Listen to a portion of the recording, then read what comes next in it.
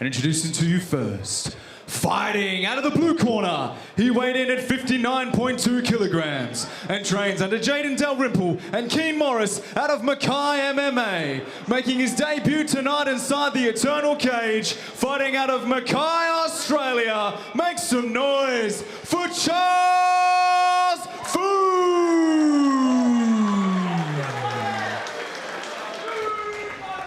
And introducing his opponent, fighting out of the red corner, he weighed in at 61.4 kilograms and trains under Ben Johnson and Nakia Melody out of the Fight Centre. His amateur record stands at 1 win, 1 loss. Fighting out of Logan, Australia. Make some noise for the Cambodian Mastiff, Chivorn Nim! And when our action begins, our referee in charge, Thomas Churchill. This fight is brought to you by Proper Number 12 Irish Whiskey. First assignment of the night for Thomas Churchill. Round 1, here we go. MCT, Matt Bones Williams, Kyle Noak. It's Nim in the red, Foo in the blue. And a reminder as he goes down momentarily, Charles Foo on debut.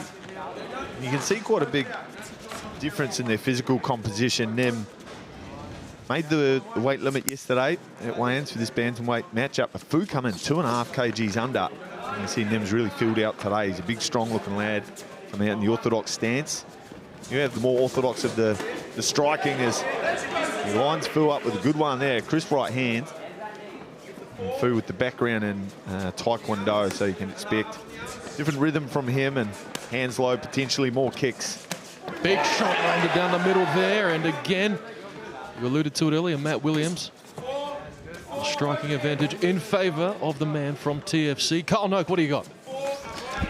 Both guys looking great tonight. As we can tell, that Nims looks a bigger and stronger guy. Seems to be landing the harder strikes at the moment. Big right high kick goes up over the left glove of Foo, and he survives that little onslaught, steps in with a double jab and a right cross of his own. He's tough as Charles Foo from up there in Mackay. A few crew down with him today as he ducks in, tries to go upstairs, sneaking that left shin up high. Both guys kicking well in round number 1. Nim nice and composed. Obviously, he's the more experienced of two. Just the 2 fights, but I did notice on his record that he has had a fight versus a guy called Aliasa, who we'll see later making his pro debut. So he's a real hard hitter. So a little bit more cage experience, but Foo needs to rally now because he's getting lit up by Nim. Big shots landed from the outside and on the inside from Chivorn Nim as he takes control of this fight. Just under 1 minute remaining in our first round. Charles Foo needs to pull something out of the bag here. He is getting teed up at the moment. And just as I say that, a huge left hand for Charles Foo. And the old commentators curse Matt Williams. Oh, my. And I was wondering how long it would take for Nim to take this one to the ground. Obviously, a credentialed blue bout with a lot of competition experience. And, you know, Foo's only really picked up jiu-jitsu quite recently. So let's see what kind of advantage Nim has on the ground. In top position now, inside control. Oh, look at this from Foo, looking to come inside to try and sneak up an armbar, but he's given up mount. Only 15 seconds to capitalise here, though, Kyle. Yeah, Foo did a great job then of using his elbows as shield, but left that knee behind a little bit, which left Nim that opportunity to go into full mount there. Well, that'll do it for round number 1. Back and forth they go. Inside Charles Foo with his team from Mackay. Round 2, here we go. It also does make sense for the bigger guy Nim to come out and try to take this fight to the ground where he have a big advantage. Just looking at the size of the two of them right now, Nim looks like he's going to be a lot stronger on the ground. Yeah, definitely. Foo employing a lot of footwork, trying to get off the center line coming into the second round. He will spend some time in orthodox, but having the most success in southpaw in the first. Kind of an awkward, jittery style, but he's showing that he's got power. That big left hand that he landed, that drop Nim, was a big shot. Just ignoring the weight discrepancies. He steps through with a left hand, switches to orthodox, and here comes Foo trying to put it on Nim early in the second round. You see Foo's a lot more relaxed now. He's felt Nim's power. He's probably realised that it's a bit of power there, but he can still hang in there with this guy. So you can see him come out now. He's using his hands a lot more. He's taken away a little bit of that Taekwondo style and gone back to a bit more of a boxing style. And it seems to be working well for him now. Straight back to action. Centre cage for Charles Foo as we approach the last 2 minutes. Going high is Nim, blocked partially by Foo. Yeah, caught it up on the wrist. Sometimes they can sneak around, the toes can sneak around, get you just behind the ear. And he goes upstairs again, and every time you kick that wrist, it's going to take a little bit of power out of that left hand of Charles Foo, which has been his main weapon so far, but he's caught with a check hook. Left hook sends Foo down. They are 1 for 1 in knockdowns. No feeling out process in our first bout of the evening. Also, there's that possibility of when you do check that high kick with the wrist, yes, possibility of breaking that arm as well. You have to keep that really tight and close to your head if you're going to check them like that. Oh, no doubt. It's stiffened Foo up a little bit, that big punch, and his mouth's hanging open now. He's gone away from that footwork that he had success with early. Left hand connects from Nim upstairs. He's got some power, fighting off the back foot, but now starting to come forward and take the center as the TFC lad.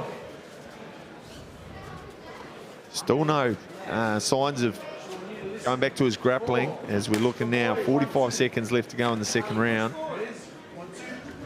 Be a nice way to put a cherry on the top for the judges here, Kyle. See, Nim can get Foo thinking upstairs and jumping on those legs, land a big takedown. Yeah, absolutely. Like we mentioned, he's the bigger, stronger guy. I'd like to see him get back on the ground again and utilise a bit more of that strength. And as we see, he was able to pass the guard quite quickly. So I think with white belts, you know, like you're probably your hands on a couple one-stripe white belts. You can be trying to like handle an eel covered in Vaseline with oven mitts on. They don't always do the most predictable things, do they?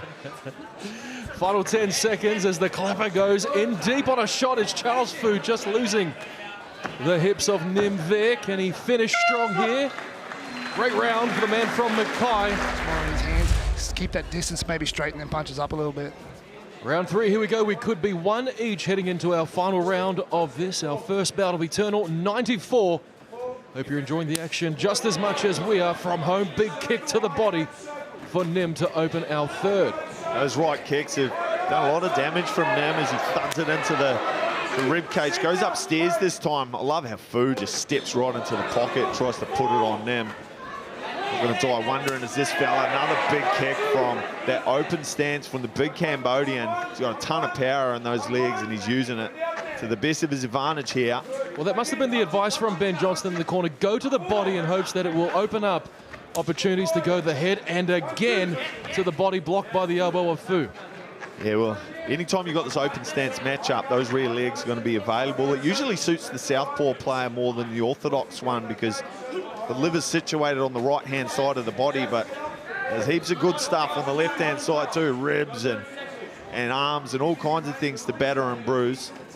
Hands starting to drop now from Nim, hands a little bit lower. Doing a good job of controlling the lead hand of Foo as he comes forward in southpaw there.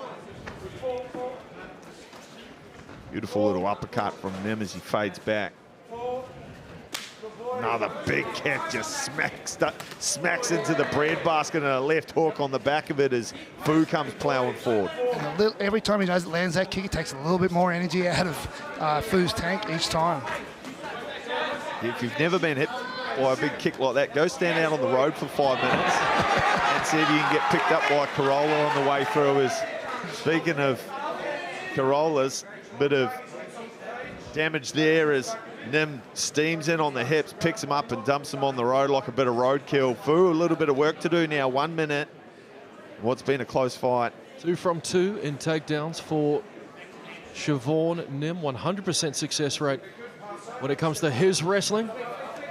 Like we mentioned many times throughout our Eternal broadcast, the fighters out of TFC, they're not just strikers, they can wrestle as well. Good job of getting up there, Foo, and then wasn't able to get his hands back under the hips. And Foo, he really needs to step on it now, and he does. He answers the call, coming forward, but great timing on that shot from Chivorn Nim. He returns it to the mat now. Time's starting to be the enemy of Charles Foo. He's back once more. These kids are jack in the box. Beautiful defense there, getting back to his feet. Final 30 seconds. Can he go from 4?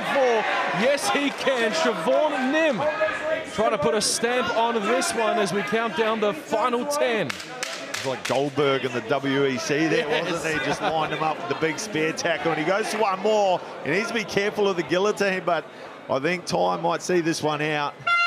Well, that'll do it. 3 rounds, 9 minutes of action to open our prelims here at Eternal 94 from the Gold Coast.